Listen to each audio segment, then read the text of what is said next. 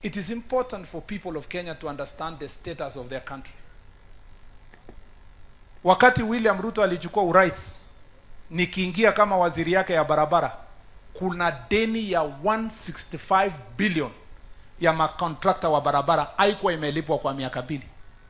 Saa hizi hiyo deni bado iko. Makontrakta wengi wamefilisika kwa sababu hatujaweza kulipa hawa.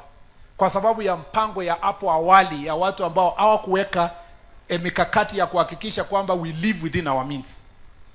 As your Minister of Roads, we have grappled with the challenge of pending bills for the last 2 years. And sometimes we have to sit down with contractors, yani literally, kunegotiate kumwambia kuja tu siku mbili, hata hii ya Cheborgate, we had to talk to him, mwambia kuja site. Because we have a real problem, and real problem which requires money. But you know, sometimes people stand and wanasema, mfanye tu, fanyeni tu bure, hatutaki kuweka pesa hapo, fanyeni tu.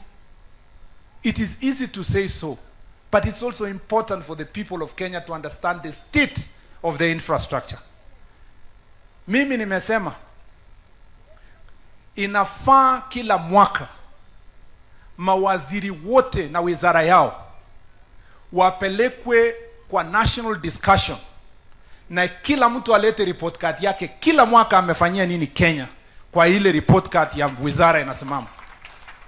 And I have said without fear of contradiction, as the Minister of Roads and Transport, we have done a fantastic job for the last 2 years. And I'm ready. Mimi nimeambia watu wa X, wa Y, wa Z. I am ready to account for every second that I go to my office at 6 in the morning and leave at 10 in the evening. I am ready to give an account of what this government has done for the last 2 years in my ministry. And it should be the tradition. Na nimfaa tushukuru rais, because jana alijipeleka mpaka pale huko X.